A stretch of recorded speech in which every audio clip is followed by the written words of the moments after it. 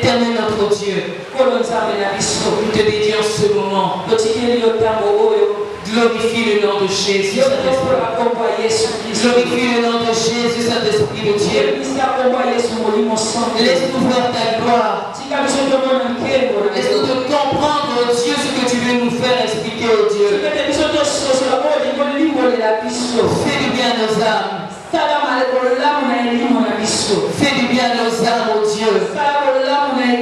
Nous te dédions ce moment. Au nom de Jésus. Amen. Amen. Notre thème général, que tout le monde connaît déjà. J'agirai. Qui s'y opposera? Moi l'Éternel, je me suis décidé d'agir. Qui peut mettre fin à mon action? Nous allons lire notre texte de base dans Isaïe 43. À partir du verset 10 jusqu'au verset 13. Vous êtes mes témoins, dit l'Éternel, vous et mon serviteur que j'ai choisi, afin que vous le sachiez, que vous me croyez et compreniez que c'est moi.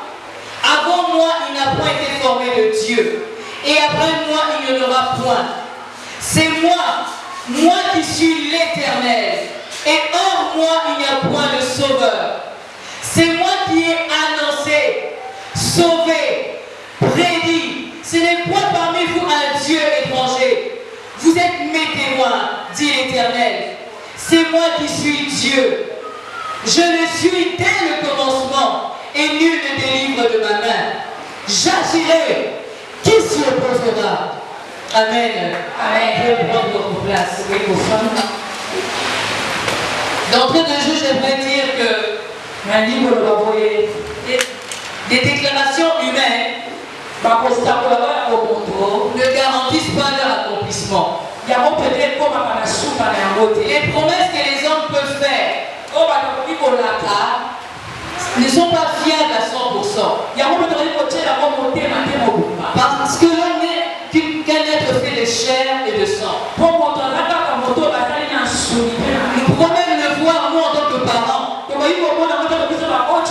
Il arrive des fois lorsqu'on est en train de sortir,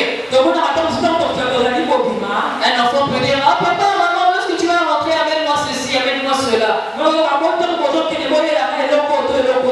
Si tu n'es pas très sage, tu vas accepter. Et en fin de compte, lorsque tu rentres, tu ne viens pas avec la chose que tu avais promis à l'enfant. Ce qui est très triste et déplorable. Nous pouvons voir par rapport à ce qui se passe en ce moment dans la ville et dans le pays. Par rapport à cette effervescence, par rapport aux élections, quand les candidats de part et d'autre, ils sont donner des slogans. Ils sont en train de dire les choses. Ils sont en train de promettre les choses.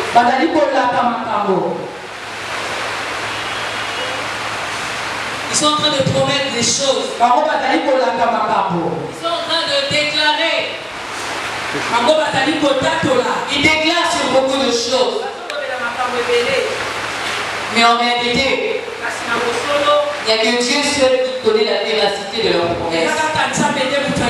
Il y a beaucoup de slogans.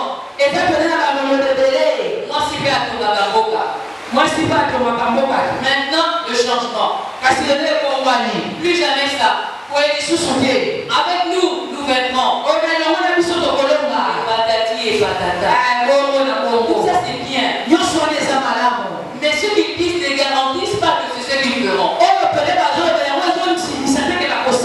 Mais nous avons un Dieu dans le ciel. Un Dieu tout suffisant. Un Dieu capable de faire ce qu'il dit. Il n'est pas un homme pour mentir. Il n'est pas un fils de l'homme pour se répartir. Il a la politique de ses moyens. Il a les moyens plutôt de faire sa politique.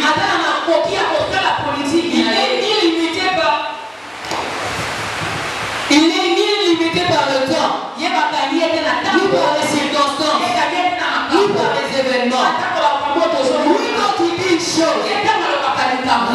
fois il va l'accomplir. Lorsque vous êtes écrié du haut des cieux,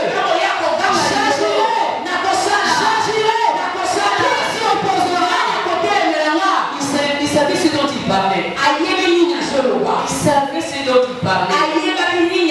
Il n'a besoin de personne pour accomplir sa volonté.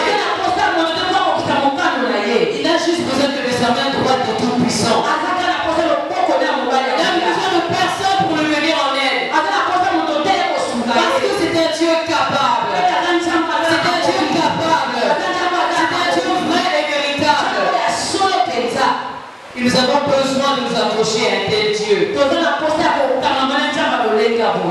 besoin, c'est une nécessité pour nous, de nous accrocher à ce Dieu-là.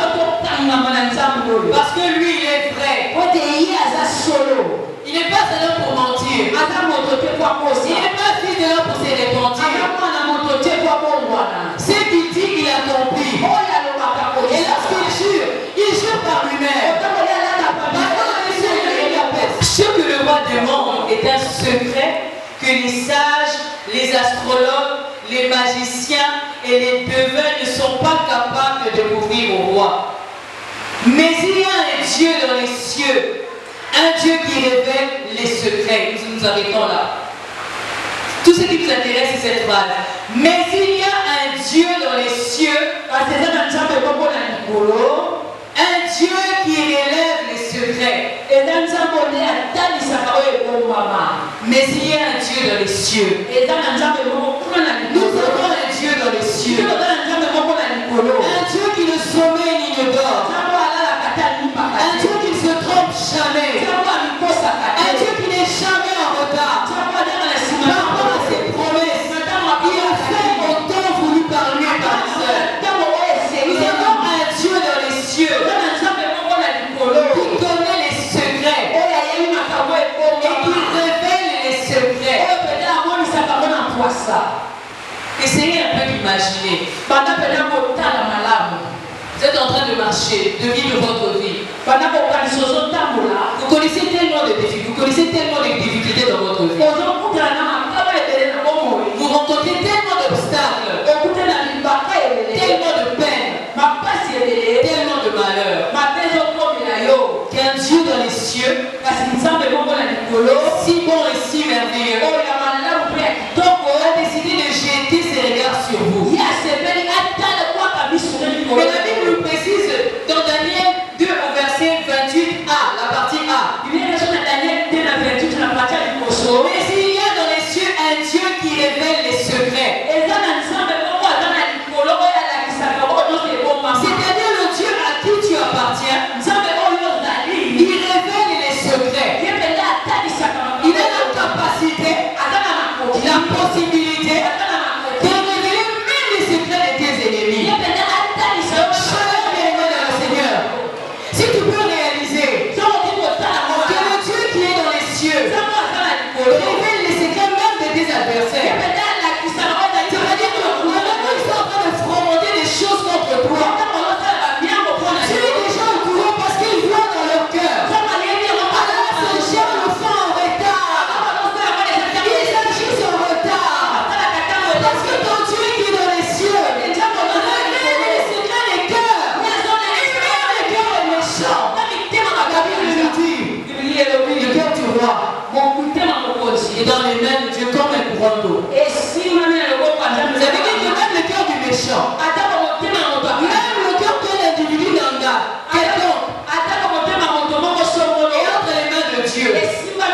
Ses pensées secrètes et cachées, Dieu sait les lire. Et lorsqu'il se rend compte qu'on est en train de comploter contre son enfant, lorsqu'il se rend compte que son enfant est dans la distraction des fois,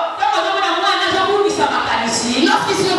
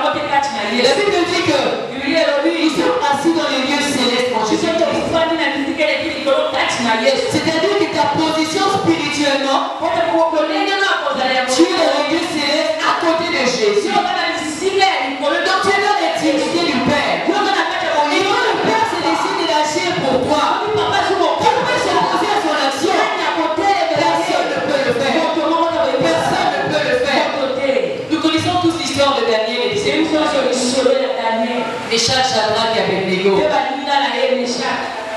Alors qu'ils étaient en captivité à Babylone. Leur marche pendant cette captivité était une marche d'intégrité. Ils avaient refusé de se souiller avec les mets et le vin du roi. Ils se distinguaient d'une manière remarquable dans l'interprétation des songes. Ce n'est même arrivé aux oreilles du roi. Alors lorsque le roi a fait ce rêve, il a demandé à ses astrologues et ses magiciens de lui dire ce qu'il a rêvé et son explication. Alors qu'ils appartenaient à des faux dieux, ils ont été incapables de révéler les secrets du cœur du roi. Mais Daniel, à cause de l'alliance qu'il avait avec son Dieu, il a pu dire cette déclaration. Il y a un Dieu dans les cieux qui révèle les secrets. Il n'y a rien qui soit caché aux yeux de l'Éternel. Même les projets des méchants contre ta vie pour te faire tomber. Dieu est au courant. Il est capable de te les révéler. Il est capable de te faire connaître les projets des méchants. Parce qu'il s'est décidé d'agir en ta faveur.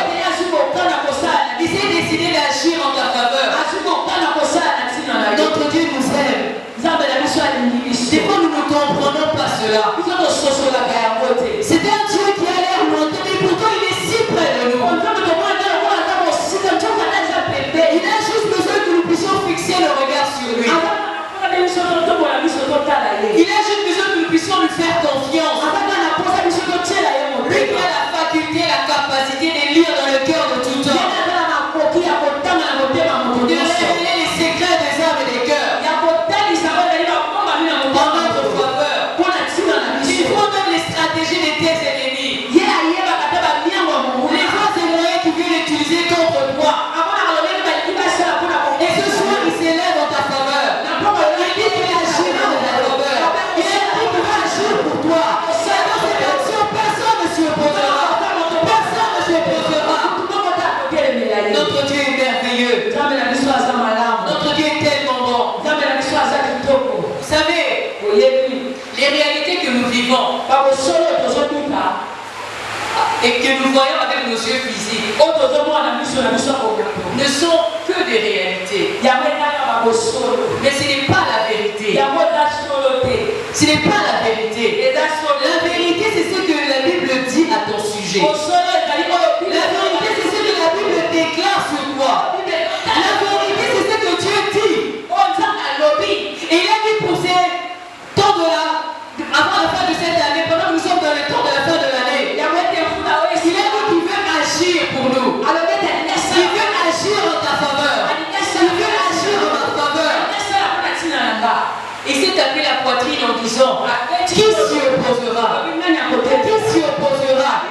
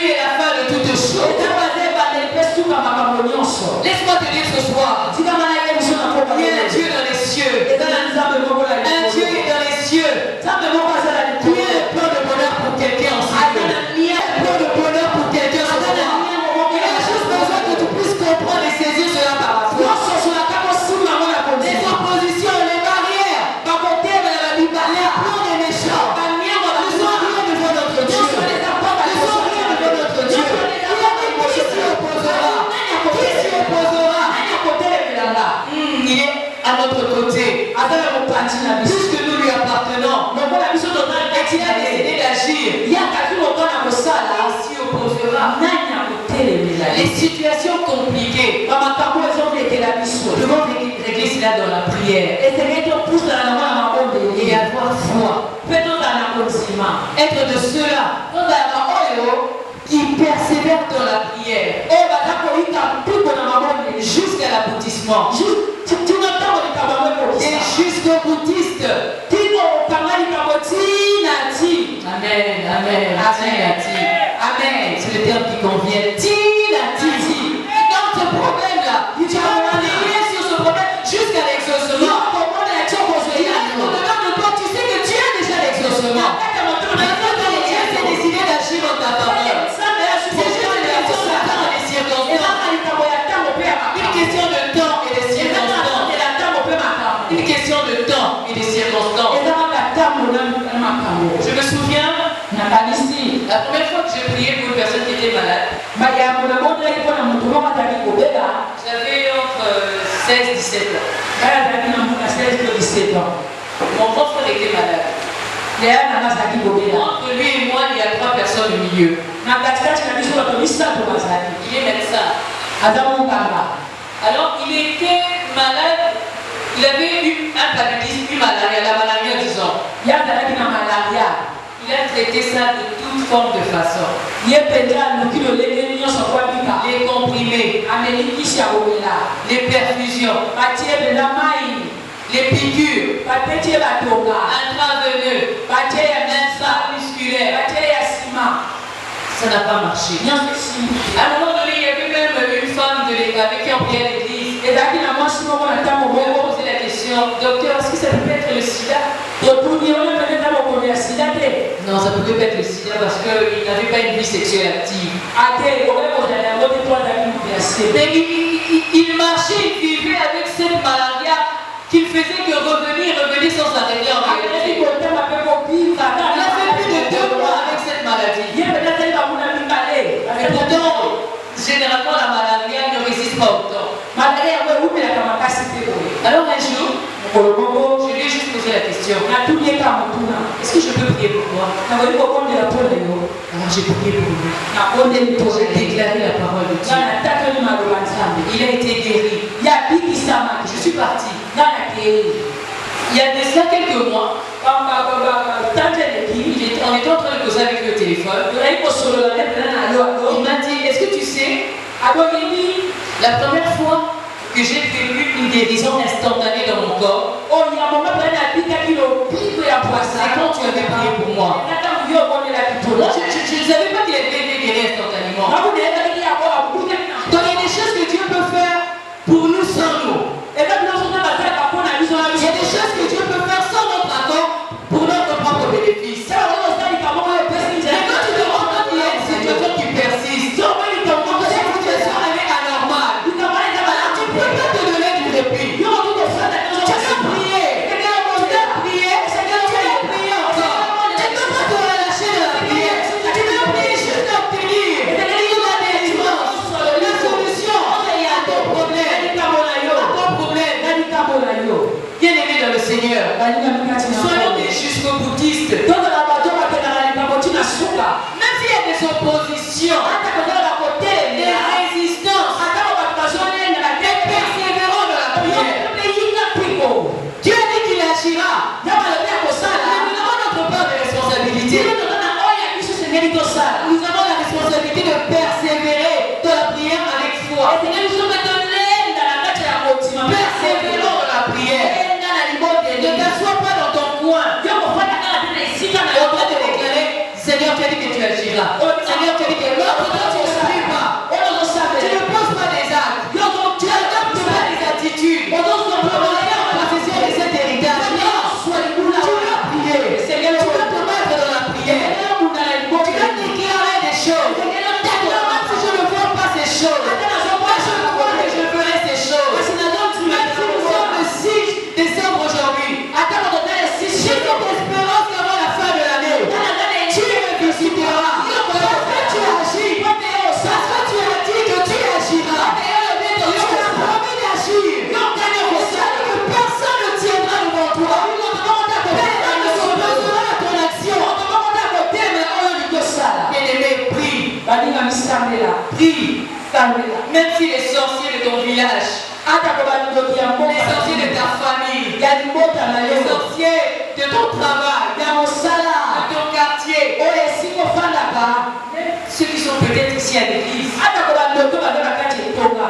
ne pourront rien te faire aussi longtemps que Dieu s'est décidé d'agir en ta faveur. Aussi longtemps que Dieu t'est décidé de rester à ses pieds. Aussi longtemps que Dieu a décidé de t'attacher à lui et de t'attendre à lui.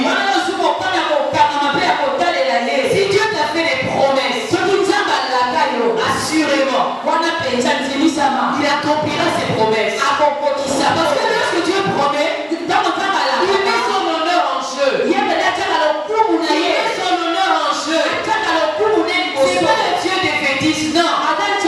Il est toujours victorieux. Dans chacun de ses combats, dans chacun des combats qu'il engage en notre faveur, il est toujours victorieux. Shalom, bien-aimé dans le Seigneur. Shalom, bien-aimé dans le Seigneur. Tes destinées sont entre les mains de ton Dieu. Ce Dieu qui a décidé d'agir en ta faveur. Ton futur est entre les mains de ton Dieu. Tes projets futurs sont entre les mains de ton Dieu.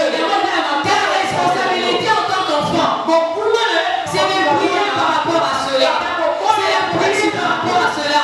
Et de croire que c'est possible avec Dieu.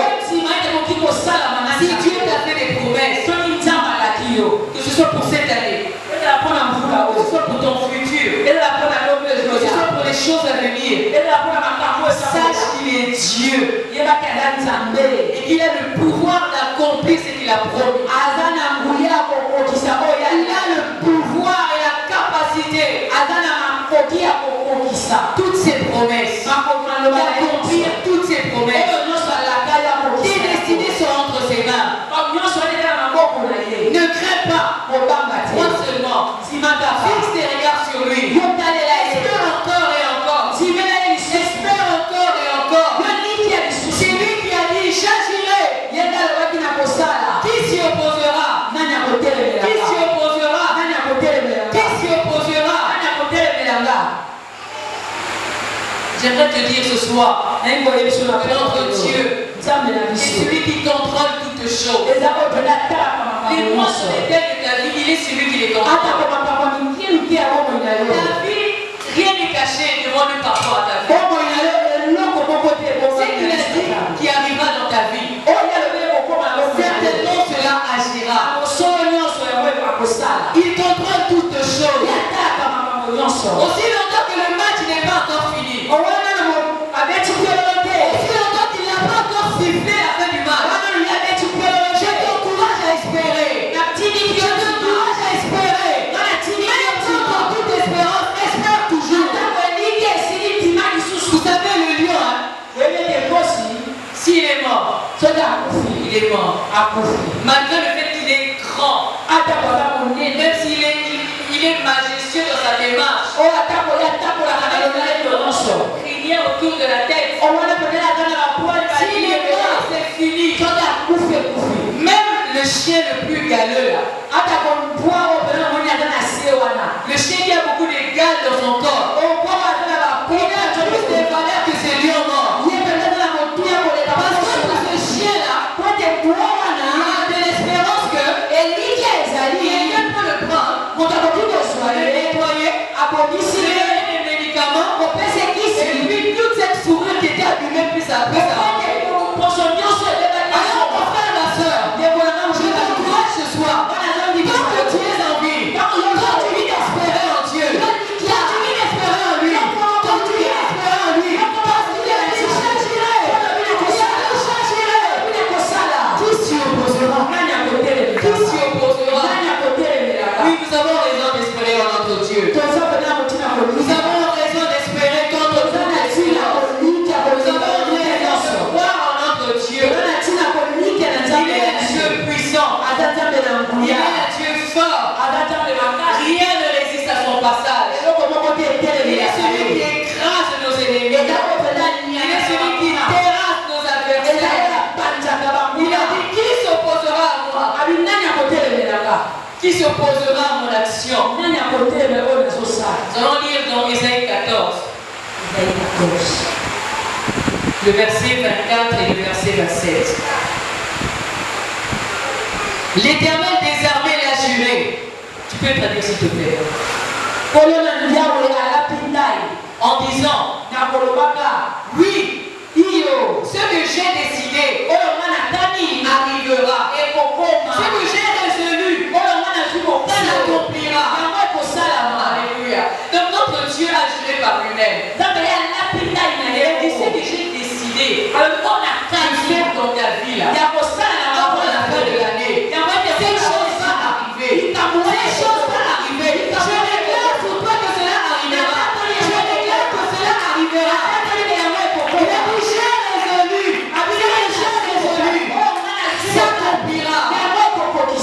Un Dieu si grand, assis sur son trône là dans les cieux, fait des bonnes déclarations sur toi. Il va se terminer ainsi.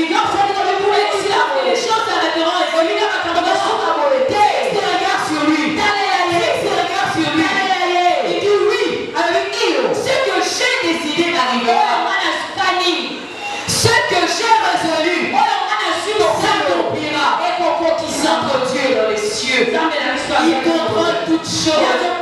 Il n'est limité par le temps, ni par les ennemis, ni par les combats, ni par l'adversité. Il est Dieu. Au verset 27, il est écrit. Au verset 27, l'Éternel des armées, qui s'y opposera? Sa main est étendue. Il la détournera. Est-ce qu'on peut jamais pour le roi des rois?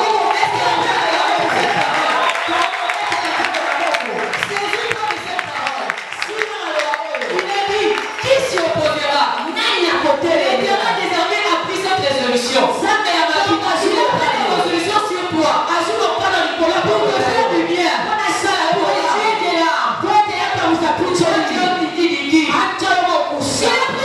résolution. Et lui-même, il a ajouté, il s'opposera.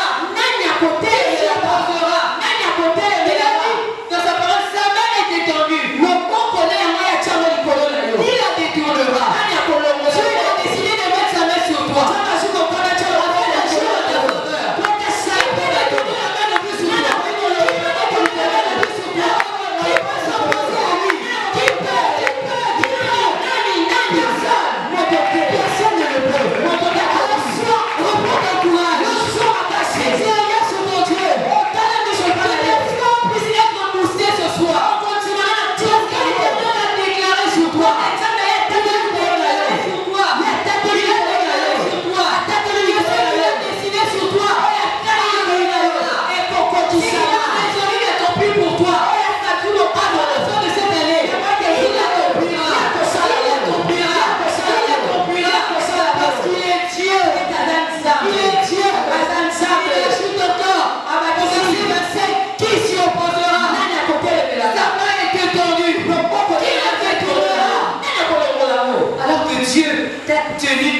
Contre lui. Quel est ce géant là? Qui a cette force de venir t'arracher de ses mains. Il y a que toi-même qui peux sortir de la présence de Dieu et permettre à l'ennemi de te toucher. Aussi longtemps que tu restes également dans sa présence, les yeux fixés sur lui, espérant contre toute espérance. Tu es un danger de mort. Tu es un danger de mort. On ne peut pas te toucher. Si on te touche, c'est dans les limites que Dieu a permis. Mais pas au-delà de ce que lui il a décidé. Il a dit que sa main est sur toi. Qui la détournera? Qui la détournera? J'aimerais te rassurer ce soir. Dieu te connaît. Il connaît ta situation. Il connaît tes pleurs. Il connaît tes doutes. Il connaît les questions que tu es en train de te poser. Il connaît de te rappeler que sa main est étendue sur toi. Personne ne détournera sa main sur toi. Personne ne détournera sa main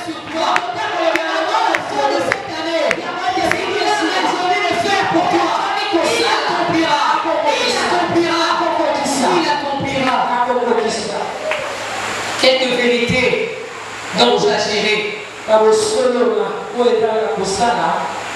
Dans cette phrase, j'agirai, qui s'y opposera? L'engagement de Dieu. Un Dieu qui est dans les cieux, mais qui s'engage à faire du bien à quelqu'un ce soir. Qui s'engage à faire du bien à quelqu'un avant la fin de cette année. Il était dans sa gloire, dans la toute puissance. Et il s'est décidé de lui-même. J'agirai, qui s'y opposera. Donc il s'est engagé par lui-même à faire du bien à quelqu'un. Que tu sois cette personne ce soir. Que cette personne soit toi ce soir. Que cette personne soit toi avant la fin de cette année. Il a décidé de le faire librement. Sans contrainte. Personne ne l'a contraint à cela. Personne. Il s'est engagé. Mais nous voyons également que dans cette résolution, j'agirai, qui s'y opposera. Dieu se présente comme un Dieu d'action. Un Dieu qui parle et qui agit aussi. Le Dieu vivant que nous servons a posé un acte. Il est déclaré qu'il va agir. Son action, c'est le fait d'agir. C'est-à-dire qu'il n'est pas un sorcier dans notre situation. Il se présente pour toi ce soir comme un Dieu d'action qui s'est décidé d'agir. À la différence des faux dieux. Parce que les faux dieux, les autres dieux n'entendent pas, n'agissent pas. Ils n'ont pas ce pouvoir. Et cette déclaration aussi révèle qu'il y a une opposition. Il a dit, qui s'y opposera? Moi l'Éternel, je me suis décidé d'agir. Qui s'y opposera? C'est-à-dire qu'il y a des oppositions. Des oppositions dans le monde spirituel. Peut-être aussi dans le monde physique. Il a remarqué qu'il y avait des oppositions à notre succès. Il a remarqué qu'il y avait des montagnes qui se sont dressées entre nous et les promesses de Dieu. Il a décidé d'aplanir ces montagnes à notre place. Il a décidé d'embrasser ces montagnes. Afin que nous puissions entrer en position de notre héritage. Alléluia. Amen. Nous devons croire que cette parole se réalisera. Au-delà des oppositions, cette parole se réalisera. Ce que notre Dieu a décidé de faire, personne ne s'y opposera. Personne ne s'y opposera. Personne. La résistance. Les paroles ont été entendues. Et c'est à cause de tes paroles que je viens. Le chef du royaume de Perse m'a résisté 21 jours. Mais voici, Michael, l'un des principaux chefs, est venu à mon secours. Et je suis demeuré là auprès du roi de Perse. C'est-à-dire que dès le moment où nous commençons à prier, Dieu nous a déjà exaucés. C'est juste une question de temps et de circonstances. C'est une question de persévérance. L'ange est en train de dire à Daniel, c'est le moment où tu as commencé à prier. Tu avais déjà lancé la réponse à ta prière. Mais la réponse de ta prière a été interceptée, bloquée quelque part par le prince de Perse. Mais comme Daniel continue de persévérer dans la prière, il persévérait dans la prière. Alors on a dépêché Michael. L'ange messager. Il a amené vers Daniel. La réponse que Daniel avait besoin. De la même manière,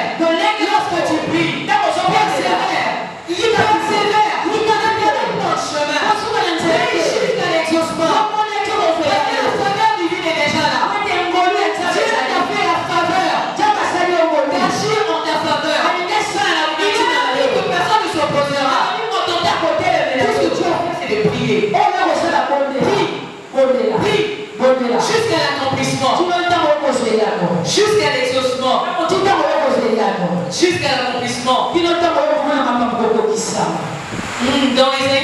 Dans Ésaïe 33, verset 13, nous voyons la notion de défi.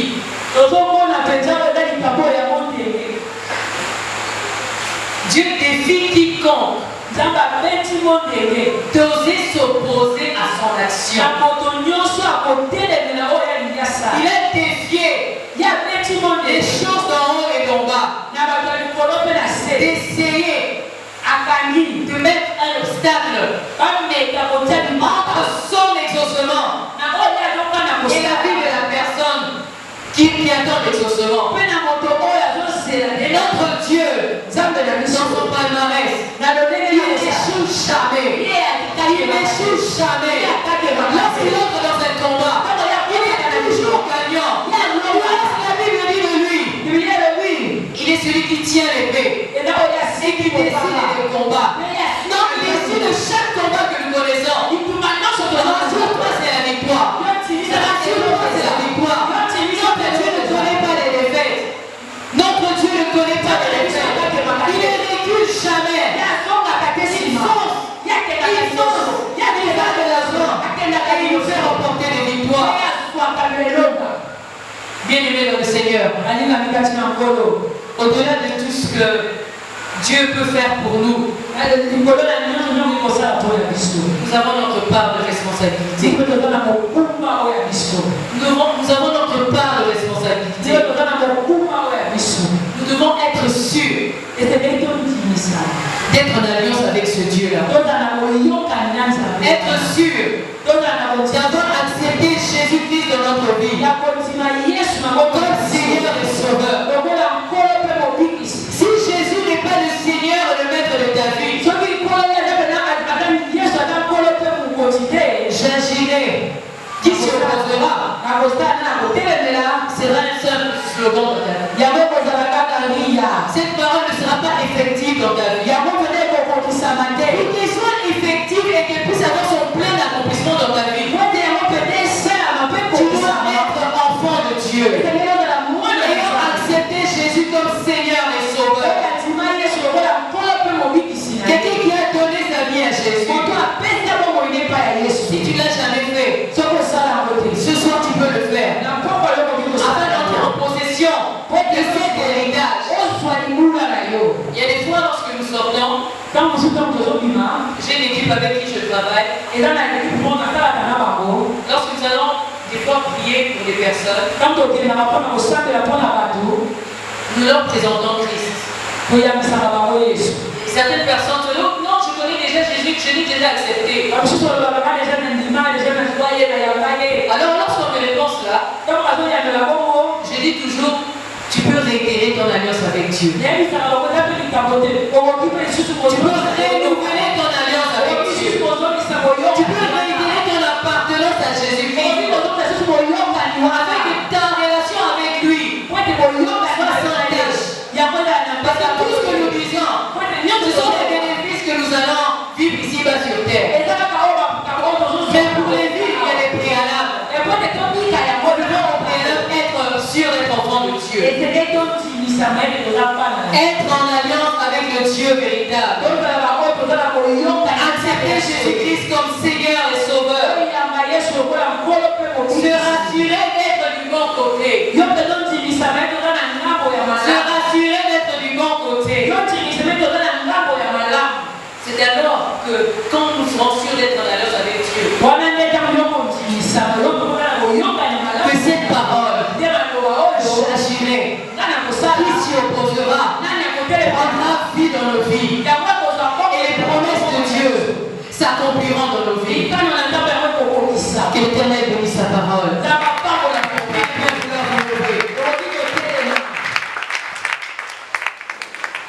Mon frère, ma soeur, commence à prier.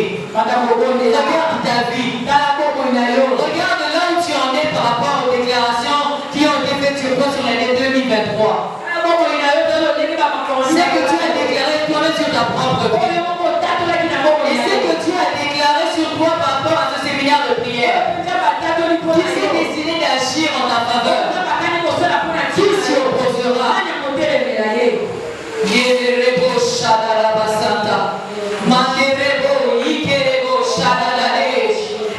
Nanga